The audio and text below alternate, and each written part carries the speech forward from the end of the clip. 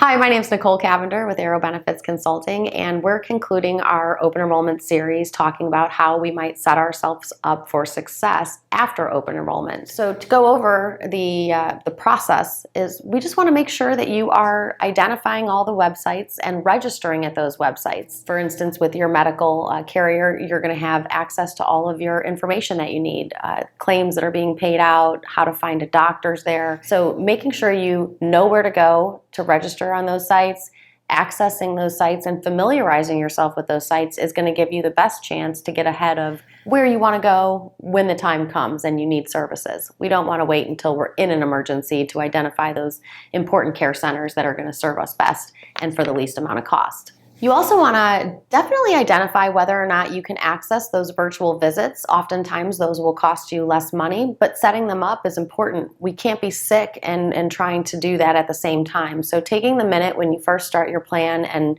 setting up your virtual visit access is important so that when you're sick, it's not a hassle to gain access to your care. Identifying the least costly place to obtain services prior to going to the hospital is the best way to set yourself up to avoid unnecessary expenses. Identify the plan's pharmacy benefit and who their partners are, who you're going to get your best cost from. Make sure you identify the mail order and how to work within that mail order, because oftentimes you can get more of your prescription for less cost by ordering that prescription through their mail order service. Make sure you familiarize yourself with all the resources that have been given to you. Every single line of coverage should have a benefit summary with it. It should identify all of the necessary information you need to answer any of your questions, and if it doesn't, you should definitely reach out to our office. If you're an acute care patient, you may need additional resources. So identify any care management professionals that the carrier may provide you to transition your care if you're moving from one carrier to another.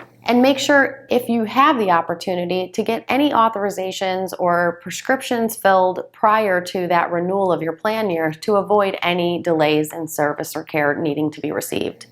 Review your explanation of benefits, because at this point, that's your only protection to making sure that you're actually paying for what you received. Oftentimes, billing providers do make mistakes when billing your insurance carrier, so understanding what you've paid for is very important.